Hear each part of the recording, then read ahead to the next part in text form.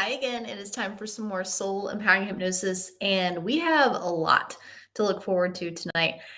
This spirit animal, the crow, is one that has been so near and dear to my heart and so powerful and such an amazing teammate to me since I started as a hypnosis client back in 2013 that having gone through a month and a half, almost 2 months of these spirit animals, I have been looking forward to the day that we get to the crow.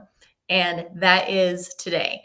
So, without further delay, we're going to be drawing our wisdom from the Animal Spirit Guides book by Dr. Stephen Farmer. And today's date is May 17th, 2025. The page numbers are 95 and 96. And then the bullet points for this most amazing spirit guide, they say if crow shows up, it means you're on the verge of manifesting something you've been working toward for a while. Awesome. Classic crow. Next bullet point, be very watchful over the next couple of days for any clear omens or signs that will guide you and teach you. Next bullet point, expect a big change very soon. It's going to be a good one. Next bullet point, you've noticed something that is out of balance or an injustice that hasn't been addressed, and it is important to speak up about it. All right, use your voice. That's good. Final bullet point, you are about to get a glimpse into some future event that affects you directly. Not bad. Pretty cool. And because the crow brings it, I am going to share a couple of stories with you tonight to help illustrate why am I such a fangirl about the spirit animal crow. So just taking you back very quickly to 2013, that's when I started my hypnosis journey as a client. And I always talk about my big three spirit animals, especially back then. They came into a lot of my sessions back in 2013. And the number one spirit guide was the hawk, a Harris hawk. It was the same type of hawk every time. And then the number two spirit guide that would visit me would be the crow. And of course, crows, sorry guys, all look alike to me. And so if they were different, I couldn't tell. But then what was weird is that my number three spirit guide, the owl, could be any type of owl. So it's always the same hawk. All crows look alike. And then it was always a wide variety of owls. Don't know why. Anyway, so those are my big three. And we'll go in chronological order. I'm going to tell you two amazing stories about the crow tonight. So we're back in 2013. And remember, I've told you already the story about all three of those spirit guides showing up in the physical in that park in Japan during that trip in August of 2013. Now, what I haven't told you is that I didn't fly directly from Hawaii to Japan and start that trip. What I actually did was flew from Hawaii to Taipei, stayed there for a few days, and then went to Japan. So you guys know and love Charles, the husband. He's a friend. We like him. So this is back in 2013. We're still married. And he was on a business trip to Taiwan.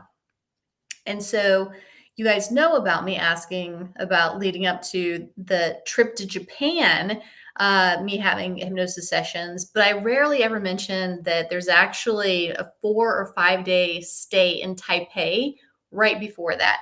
So actually, one of the rarely mentioned details is that during my hypnosis sessions leading up to this trip, we asked, hey, universe, hey, spirit guides, what is Courtney supposed to be doing while she is on this trip? Because, of course, I was so used to doing hypnosis every single week with my practitioner in Hawaii. And I knew that I was about to take, close to 2 weeks off from all of this spiritual practice. So I was like, hey, guys, what do you want me to do during that time? And they said, we want Courtney to go to a tea house. That's it. They were not asking much of me. They just wanted me to go to a tea house. So we get to Taipei. And I used to be really, really different. I used to be extremely insecure, really codependent, or just dependent.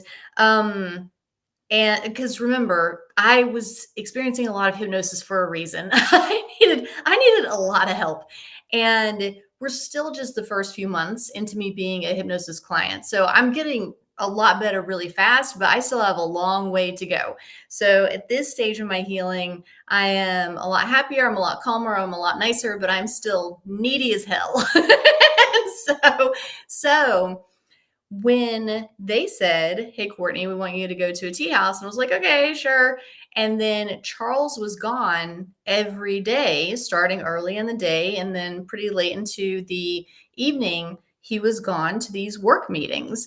And so I was just there by myself. And because I was so insecure, so dependent, I did not leave the hotel room. So day one passes, day two passes, we're about to start day three, like that kind of thing. And you know that if they ask you to do something, they really want you to do it. They're not saying this stuff just to like entertain themselves. They actually want you to do the thing, right? So I don't remember off the top of my head. I think this was night 2. I don't think that this was night 3. So I think that it had been a full day of me not doing what they asked, and then a second full day of me not doing what they asked. I just stayed in the hotel room. I did not go to the tea house. And so I'm sure they're like, "Damn, this girl is gonna just sit in the hotel the entire time. She is not gonna do the thing that we asked. We have to do something kind of wild and crazy." So this is what they did. All right. So I do not have stuff like this happen to me. This was very, very out of the ordinary for me. So it's night 2. Charles and I are both asleep. I'm trying to like paint a clear picture for you. Okay, so imagine this is the bed, and Charles is on the side of the bed that's closer to the wall. And I'm on the side of the bed that is closer to where you would step out into the main space of the room. And I've got my back turned to Charles and to the wall, and the front of me is facing toward where like the windows, the opening of the room would be. Okay, so I'm lying there, and you know how it is whenever you're in that in between state of being asleep and being awake. It's actually the same brainwave state as when you're in hypnosis. So you are in a very, very open state. So my eyes are closed, but I can still see behind me on the other side of Charles, not on the bed, but pressed kind of close against the wall, is this really scary being. Like he's kind of small, maybe like 2 feet tall, and he's very, very black and very, very pointy. And it is just this energy that I'm like, what the expletive is that? And again, I can see, my eyes are closed and my back is to it, but I can see it. I can feel it. And I'm like, what is this? And then it whips around the bed so quickly and then shoots itself into my abdomen. Now remember, I'm laying, not exactly fetal position, but kind of like fetal position. I'm laying there. It whips around, it shoots into my bed, it pushes me back. I'm not sure, maybe 6 inches back into the bed, like further toward the center of the bed. And I'm just like, and again, this does not happen to me. This is very, very weird. It still doesn't happen to me, thank goodness. So I'm lying there and I'm super freaked out, totally understandable. And then I remember, God bless my induction. I remember my induction from my hypnosis session and all of my hypnosis sessions that I've been receiving. And there's a line in the induction. Let's see if I can remember it because I haven't received it in a really long time. Something about inhaling peaceful energy and then exhaling anything that causes you stress. And I was like, damn, this thing is causing me stress. I am officially stressed. And so I remember that line in the induction, exhale anything causing you stress. And so I have no idea how long I was doing that. Was I doing that for 5 minutes? Was I doing that for an hour? I don't know. But I was exhaling, exhaling, exhaling, trying to like release whatever this thing is that's just shot into my abdomen, right? So eventually I wear myself out from all of this, like exhale the thing that's causing you stress, wear myself out, and eventually fall back asleep and then wake up the next morning. And it's one of those things where you're like, that was totally real. Like that was not a dream. I don't know what exactly that was other than the word real. And I don't say anything to Charles because what's he going to do? Call Ghostbusters? No. So he's got to go to work, right? And so we have our breakfast down in this really nice. Oh, hey, do you guys know the movie Lucy? They were actually filming that during it wasn't this trip there. I think it was maybe the next trip there. But Lucy's filmed in that same hotel. It's the one with Scarlett Johansson. I just watched it actually a couple nights ago for the first time ever. And they were filming it, yeah, I think during the second trip there. But anyway, I digress. So we're down in the breakfast area. I'm saying nothing. Then we go out to the lobby area. Of course, I give him like a hug and a kiss. Goodbye. Have a good day. I say nothing.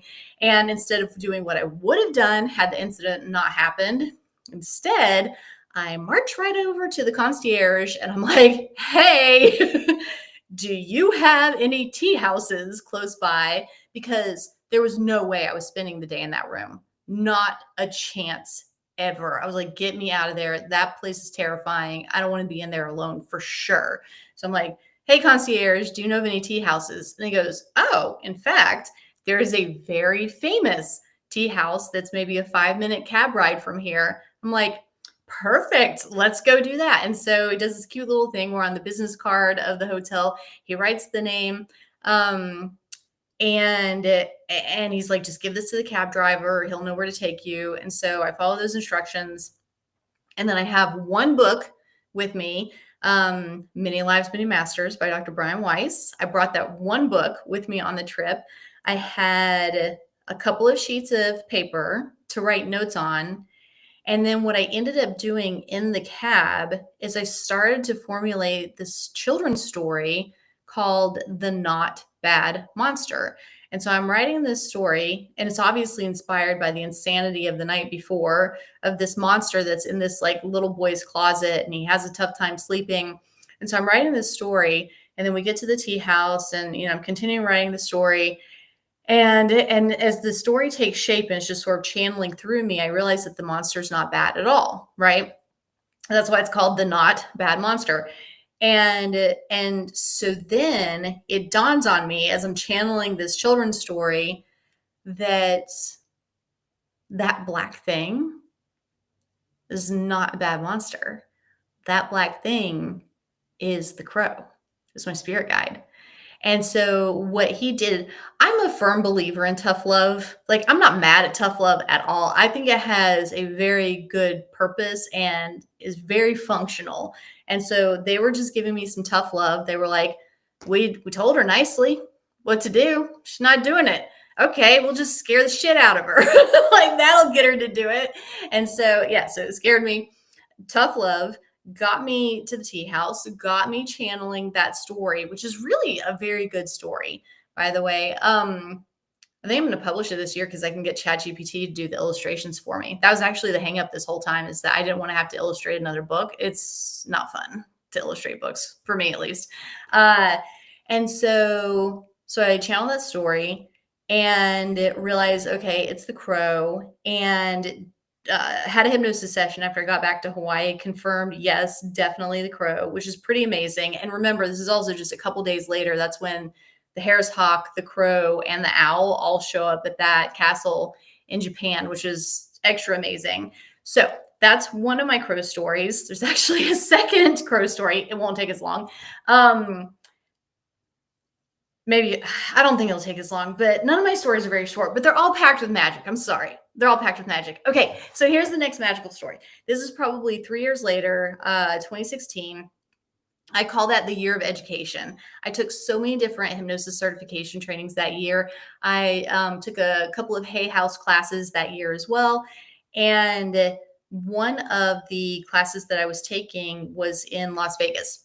And so Charles and I both really, really like traveling to national parks. Like, we've actually been to every single national park. I think there's 63. We have been to all 63. We've been to every single state in the United States. Like, we did a really good job traveling together. And so it's 2016, and we had been traveling quite a bit since 2008. And we had gotten kind of used to being able to rent Jeep Wranglers whenever we were going to do like a little bit of off-roading. We were in the American Southwest, desert, like the whole thing. So we got a little spoiled as far as what we usually were able to rent. We were preparing to go to Death Valley. That's one of the national parks in the United States. And man, I'm really debating about if I should say where this is or not. I think I'm not going to say it actually. Yeah, I'm not going to say it because I think it was cloaked for a reason. And I'm going to be really respectful of that. And it's probably part of why it was shown to me, because I'm respectful of things like that. There is a very famous site in Death Valley. And it takes a couple of hours of driving to even get to it. So you really have to put a lot of effort into getting to this thing that is pretty famous within Death Valley. So knowing that we were going to go to this thing, but Charles did not want to backtrack and have to drive like the whole 2 hours in and out, a whole 2 hours back to get to the next destination in Death Valley. He decided that what we were going to do instead is take a mining road as a shortcut. Guys, pro tip, if there is ever a mining road on the map as a shortcut, and people tend to take the much longer route instead of that mining road that is supposed to be a shortcut, don't take the mining road. Like, it might be a shortcut to death. And I'm not exaggerating. Like, I really thought we would maybe die. Like, he definitely thought we were maybe going to die. Anyway, I'm jumping a little ahead in the story. Okay. So knowing that he really wants to take this road because it's a shortcut, he decides that he's, I guess, smarter than everyone else on the planet. By the way, we're going to get back to this site in the national park in just a second, but I got to take you somewhere else first for just a couple minutes. So knowing that he wants to take this road as a shortcut, he has decided he's smarter than everybody else, because the key to his success that nobody else has figured out is that he just needs to rent a vehicle that has a high enough clearance. So he's like, well, we'll just rent a Jeep Wrangler and then we'll have the clearance and then we can take this shortcut. No big deal. We're golden. We're so money, right? Now, I don't know what the deal is, but for some reason, since the couple of years had passed since the last time we had rented a Jeep Wrangler, just nobody was offering them like the usual Fox Rent a Car. There are all these different places that we could usually rely on them to have some Jeep Wranglers. Nothing, nada. I don't know why.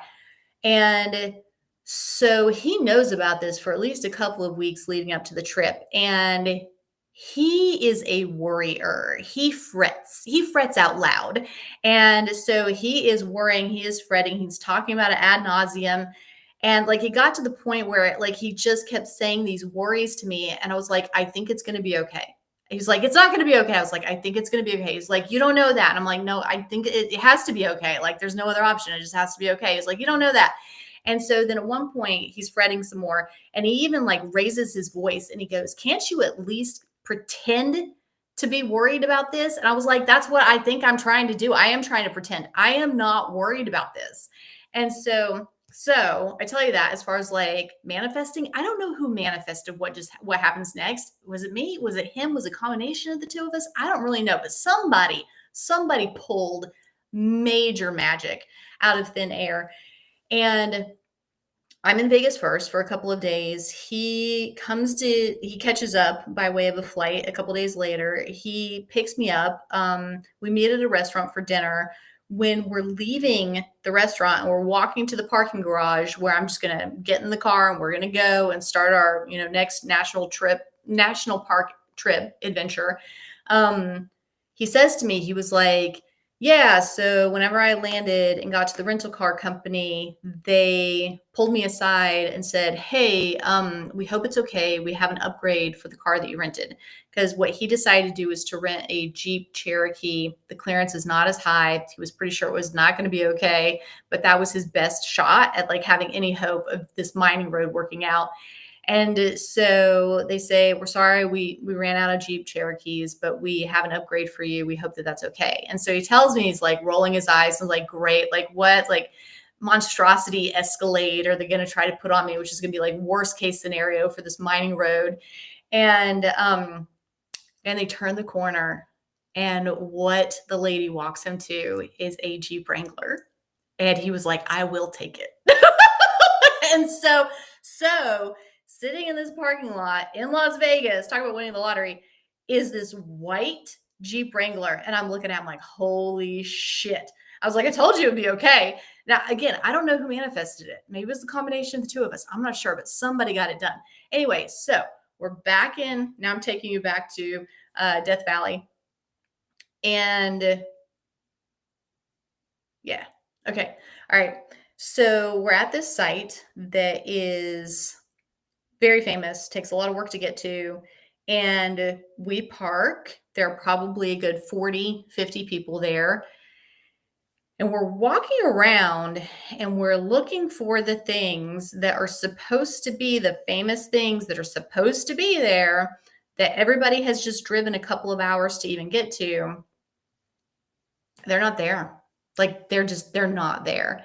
And so I'm thinking like, did somebody steal them? Like, because you could, like, did somebody steal them? Like where, and if they're not here, why are all these people here? Like, why are like 40 or 50 people? Why are they all congregated to this place where these things aren't even, right? Like they're not here. And so Charles and I are looking at each other and we're like, this is the weirdest thing in the world. Like, where are these things? And then we were both like, maybe there was vandalism. Maybe somebody stole them. I don't know. But like, they're definitely not here. So because he got the Wrangler and because he was so hell-bent on this mining road as a shortcut, we don't backtrack the way that everybody else is about to backtrack.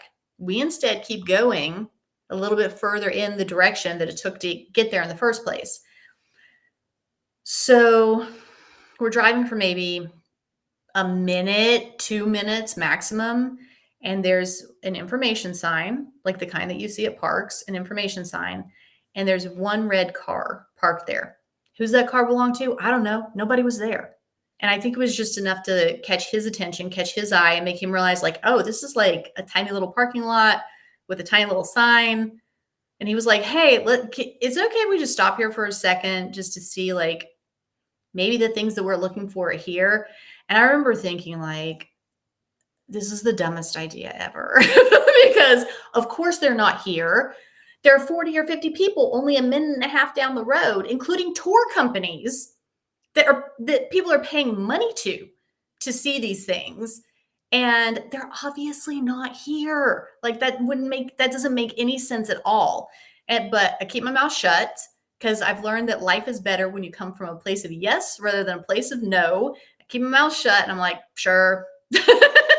So we park, we get out of the car. We're only walking for like a few seconds. And he goes, oh my God, like they're here. And I look over, I'm like, holy shit, they are here. I don't know who that red car belonged to. There was not another soul that was there. It was just me and Charles. That was it. And so I remember thinking, sorry, this is going to be kind of judgmental, but that's how I feel. I remember being, so judgmental. Okay.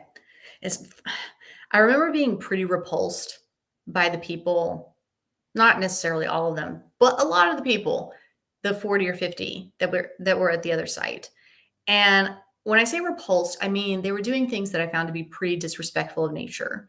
Like they were climbing on things. Somebody had a, loud radio and was like playing music. I'm like, oh man, I'm swearing a lot today. Sorry. I'm like, we're in nature, asshole. Like turn off the music. Like this is like a sacred area. Like what are you doing? And like, who are these kids that are like climbing on stuff? Sorry, I still have a lot of judgment in my heart. I probably will until the day I die. But if you're being rude to nature, like that's definitely like if you're rude to nature, if you're rude to animals, like yeah, I'm gonna be not nice about that.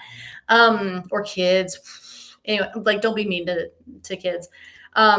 Anyway, so I'm like pretty repulsed by these people and their behavior. Charles is a lot like I am. He's also repulsed. And it actually made a ton of sense that the universe let Charles and I make it to, I'm just going to call it a sacred site. Like they let us see it and they did not let the others see it. And I remember thinking, we had been there for probably like 10 or 15 minutes by the time like this thought finally trickled into my brain. And I remember thinking, oh, this site's cloaked. Because remember the story of the guy in Ireland, the garden in Ireland, and it's a cloaked garden where only some people can make it there and other people can't make it. And it let Charles and I in. Charles is a great guy, by the way, like really respectful of nature, really respectful of animals. So we vibe like that very much. So we were allowed to see that garden in Ireland. And then it dawned on me, I bet this site is cloaked. And those people who are definitely disrespectful are not being allowed to see it.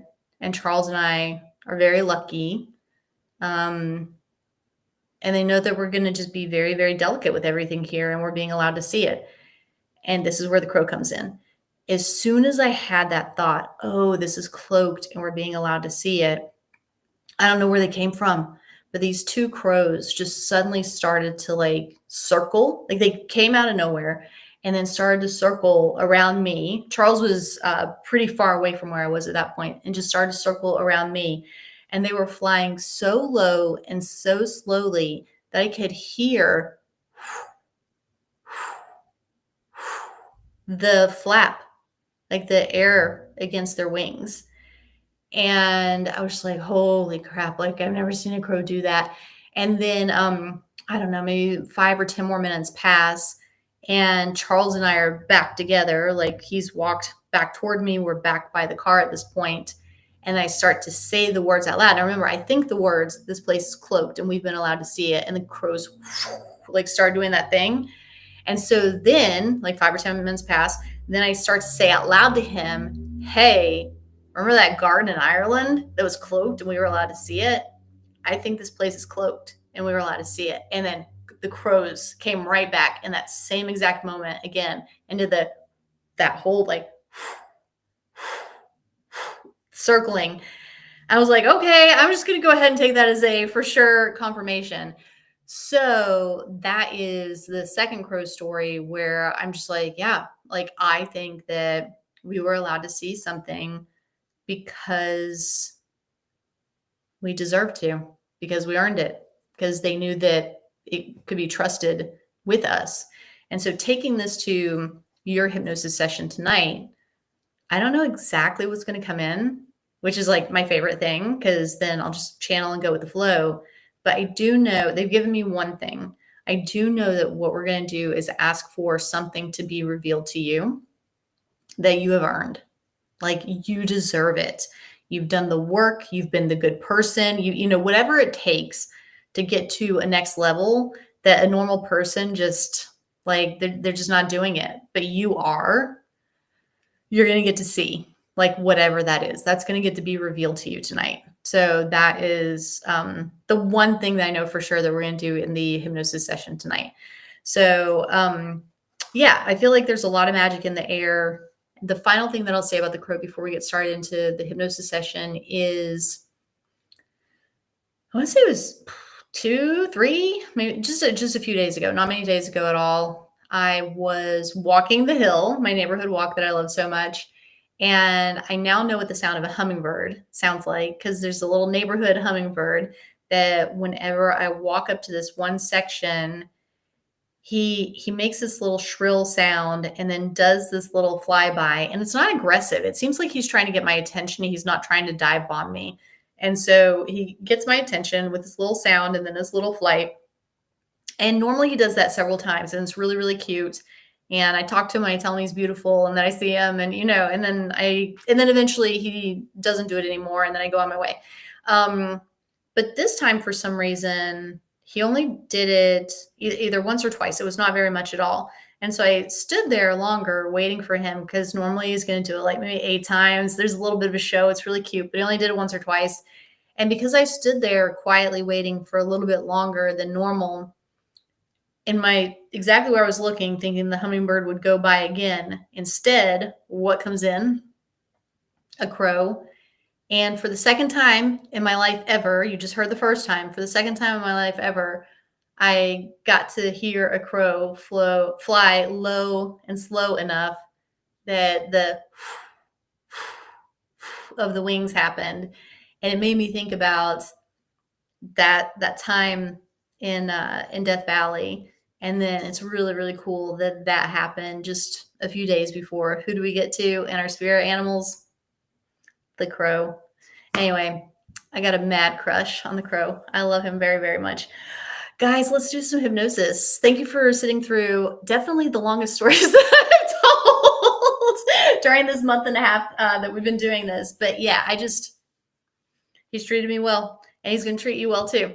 All right, so let's get ready for some hypnosis. Grab your favorite blanket, grab your favorite pillow. While you're doing that, I'm going to let you know how to work with me. You just go to my website, CourtneyStarkey.com. You can book a one-on-one session there. You can also sign up for the SEH Soul Empowering Hypnosis Certification Training there as well. Please, please, please, whenever you go to that website, be sure to click on the red heart that says save money. You will save hundreds of dollars, and it makes me very happy for you to save that amount of money. And it really streamlines the process of you getting into the program or signing up for a one-on-one hypnosis session. So it's a win-win-win. And yeah, you can save money, and it'll be really, really fun to explore some hypnosis together.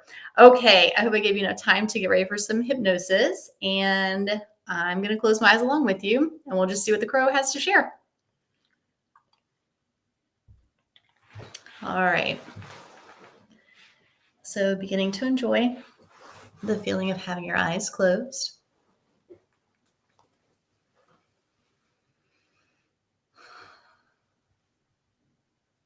And beginning to focus on your breathing, which should be deep and regular, from way down to way up.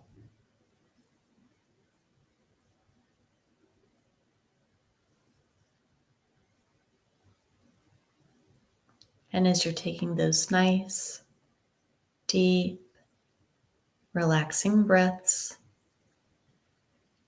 go ahead and begin to really feel, really enjoy the nourishing oxygen that flows in with each in-breath.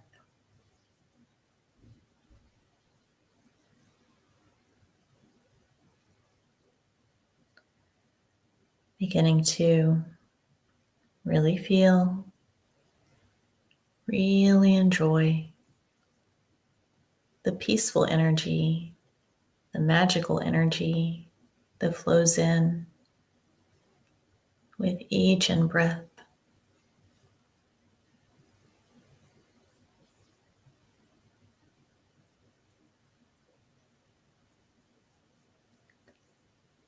And with each exhaling breath, beginning to really feel, really enjoy the feeling of letting go, releasing, relaxing, more and more with each out breath.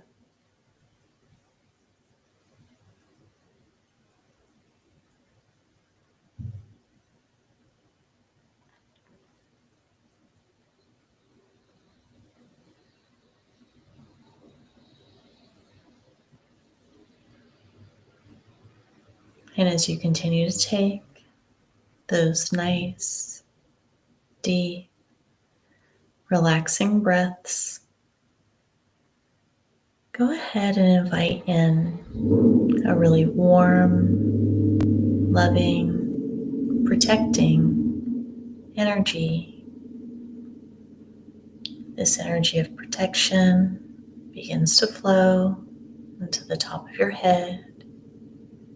You may notice a color or a light, or it may feel warm.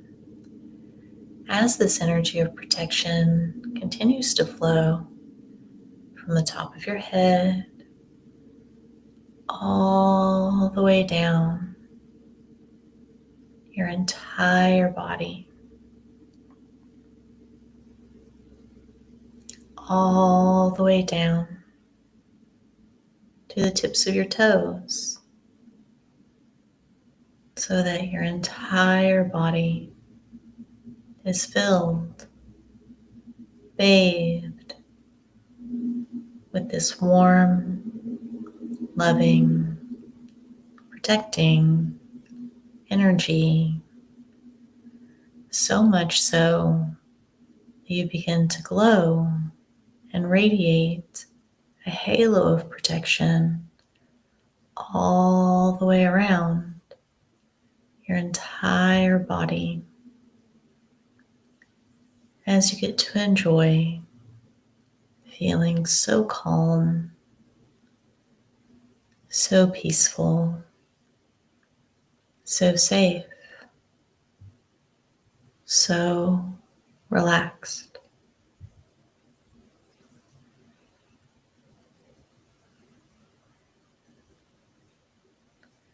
And as you continue to enjoy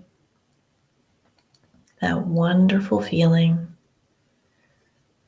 go ahead and from your heart, send out this invitation, this request to your soul, your guides, your spirit friends, just letting them know these words from your heart.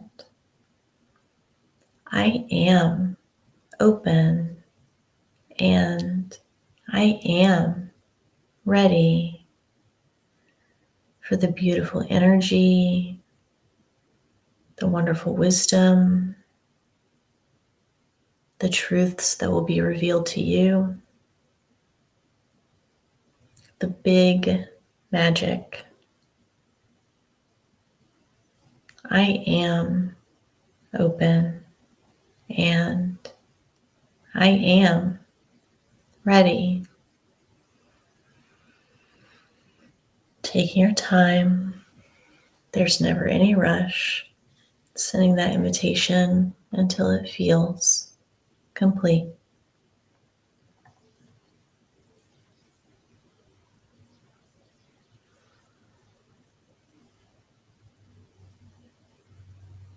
Before we invite in the crow, we're going to portal to a beautiful, deep place in the spirit realm. This is a place of love, magic, possibility. It's a place that your soul made for you a long time ago that you're ready for now. A really beautiful place that you've earned access to that is welcoming you now. We're going to count backwards from 10 down to 1. With the number 10, the portal will open. By the time we get to the number 1, you'll be through the portal to the other side, where this beautiful place in the spirit realm and this wonderful crow will be waiting for you. Taking a few nice, deep, relaxing breaths. Letting each exhale take you deeper and deeper and deeper.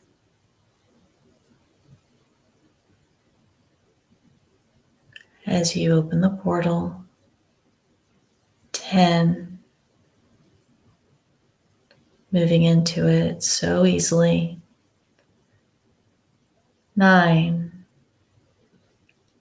deeper and deeper and deeper. 8, to that place that you're meant to be. 7, where the crow is waiting for you. 6, flowing there so easily now. 5, 4, 3, 2, 1. Outside of the portal, into that beautiful place in the spirit realm that you have earned access to. Be there now. Taking your time, feeling what it's like there, noticing what's there.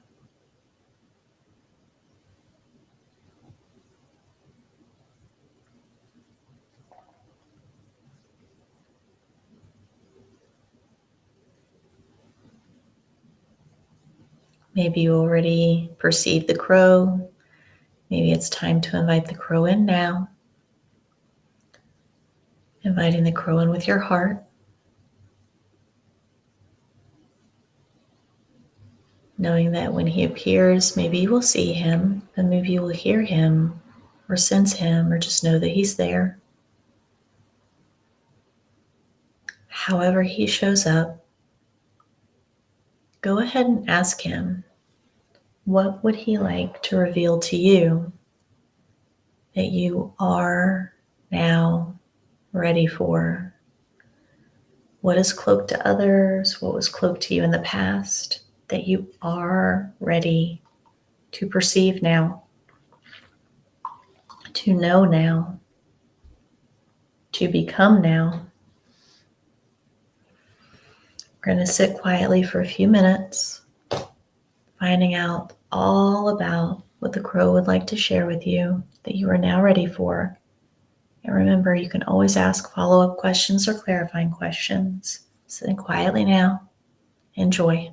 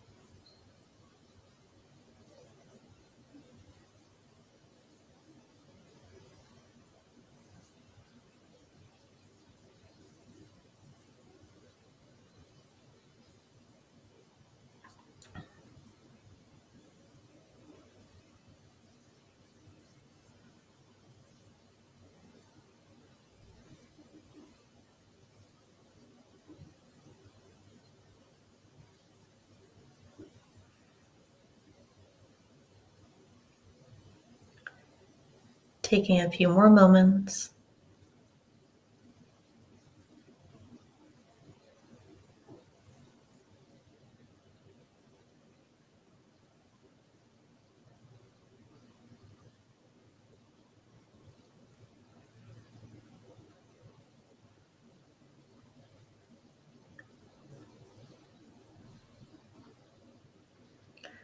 And what they were just showing to me is that the hummingbird wants, oh, not the hummingbird, but maybe you got a cameo coming. The crow wants to take you further down the path and show you something more, like something right on the edge of what you're just freshly ready for, like something really good that you're just now ready for.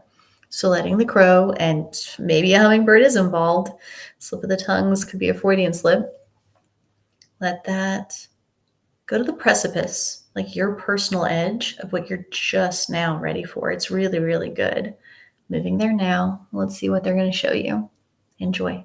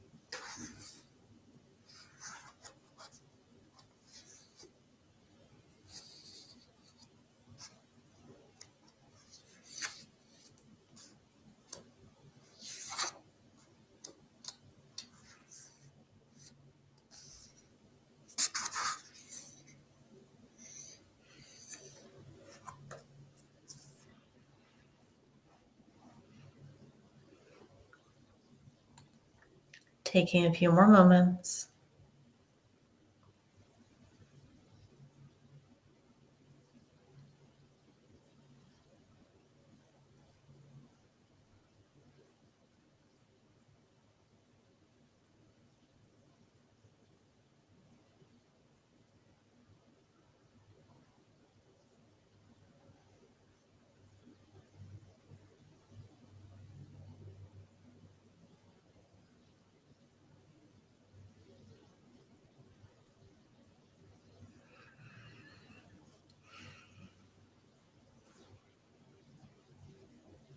And what they're showing me next, and it's really, really nice, is that the crow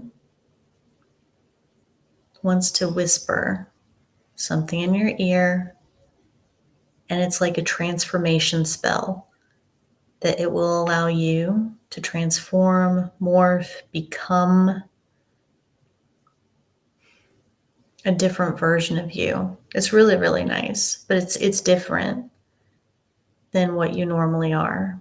So if you're open to it, allow the crow to whisper that transformation spell in your ear, and let's just see what you become.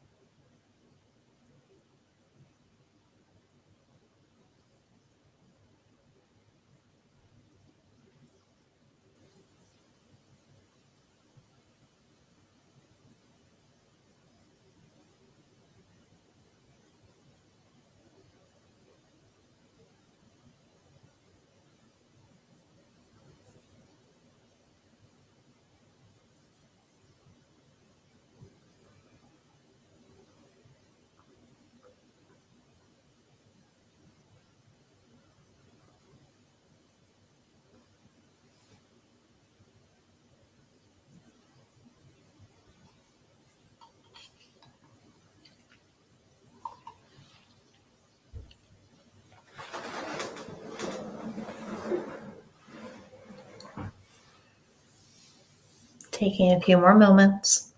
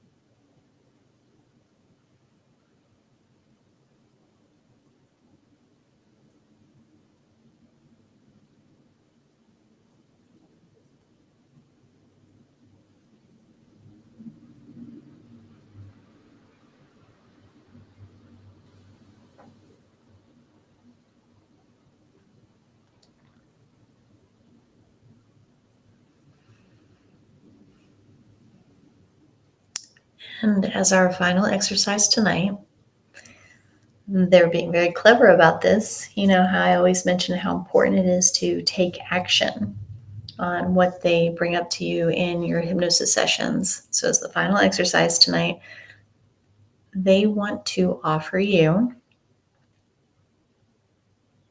an action item, and they're saying that if you do take action on what they ask, and it'll be a nice thing, but if you do take action on what they ask, that there's a really, really nice reward, if you will, on the other side of that. So, something that you will really, really enjoy, that you'll benefit from greatly, is on the other side of taking whatever positive action they're about to ask you to do. And I think they're trying to get you motivated and to get that momentum going. So this is a really, really nice final exercise for the end of the evening. So we're going to sit quietly for a few minutes. Just ask them, what is it that you need to do? And what is the carrot that they are dangling? What's the reward on the other side of the action? And remember, you can always ask them follow-up questions. Enjoy.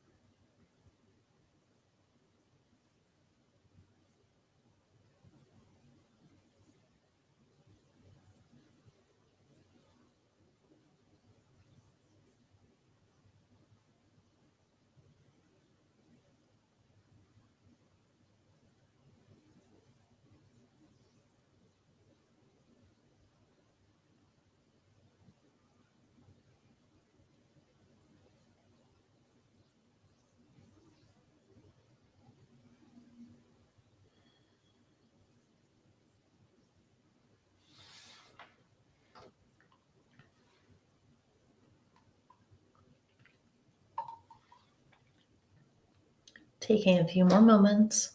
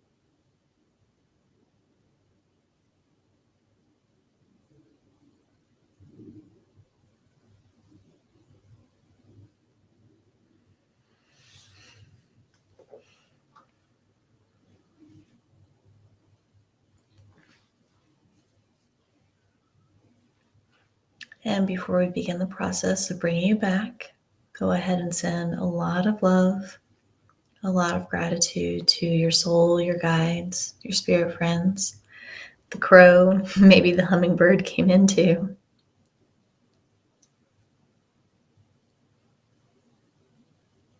And allowing them to reciprocate and to send their love, their appreciation to you as well.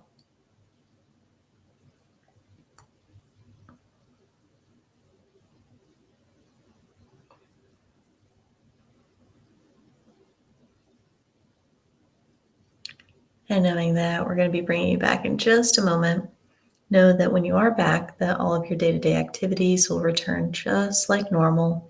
So driving, grocery shopping, dialing phone numbers, all of that will return just like normal. And you'll also come back in a way where this access, this connection, will stay open and accessible.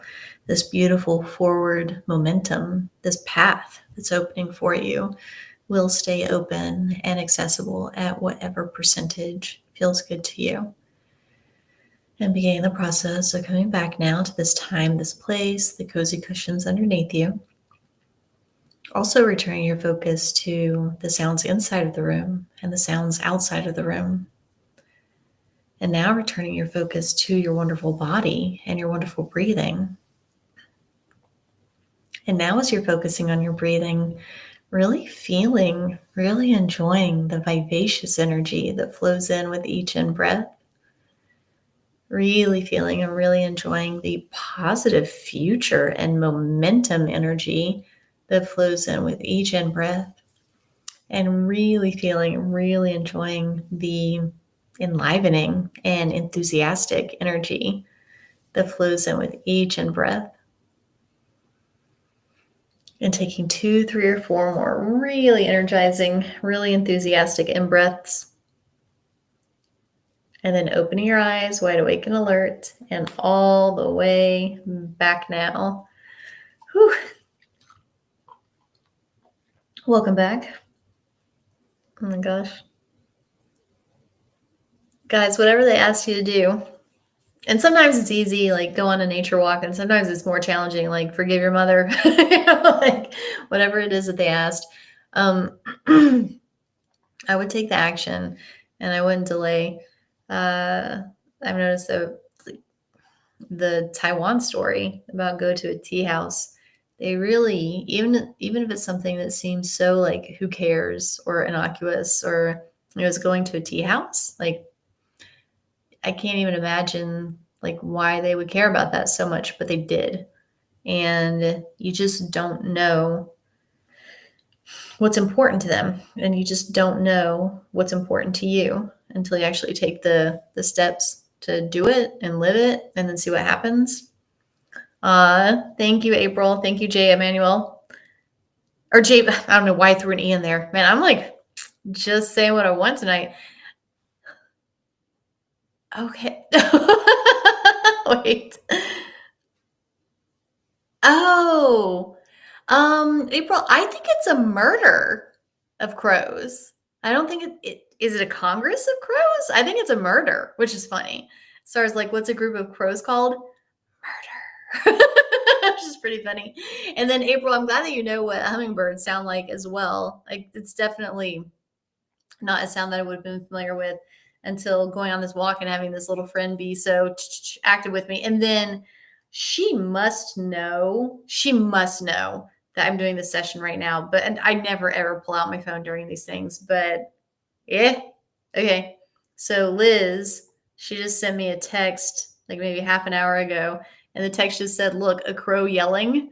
And so there's a picture of a crow, and she's in Arizona right now. But she's got to know.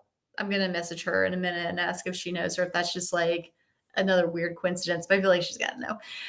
Okay, guys. J. Manuel, great seeing you. April, great seeing you. There were a couple other people that also said hi. I don't know how to pronounce it. AMZ and Bruce. Hello, guys. Oh, hello from Morocco. That's a beautiful place that I have not gone to that I want to go to soon. So yeah, that one, The Alchemist. Like I've always wanted to go to Morocco. And actually my favorite restaurant on planet Earth so far is a Moroccan restaurant in Hawaii, why is there a Moroccan restaurant in Hawaii that's like the best thing on earth? But yeah, I'd love to go to Morocco one day. And see if there's any other comments that I should. Oh yeah. April, she said, yeah, crows make up a murder. It was, and then she says, it was fun sitting in murder with you this evening. Awesome. April, you're great. Okay, guys, so we're gonna do this again in about 23 hours, and let's see, man, who's gonna follow in the footsteps of Crow? Let's see who's coming next. Oh, how do you pronounce this? Cuckoo? Cuckoo? The cuckoo? Maybe it's cuckoo. I gotta look that up before we spend a whole hour with it tomorrow. Oh, I wanted to, sorry, starting to peek and read. All right, so that's what we're gonna do tomorrow. Cuckoo. I don't know. Anyway, I think I'm still like coming back to earth from the crow session. Sorry. So I'm just gonna log off. We'll do this. I'll be back down to earth as much as I'm supposed to be in 23 hours when we do this again with the cuckoo. All right. See you guys very, very soon. Have a wonderful night. And yeah, do the thing, guys. Do the thing. Whatever they asked, like do it, and then just let the magic unfold. Okay, love you guys very much. Have a great night.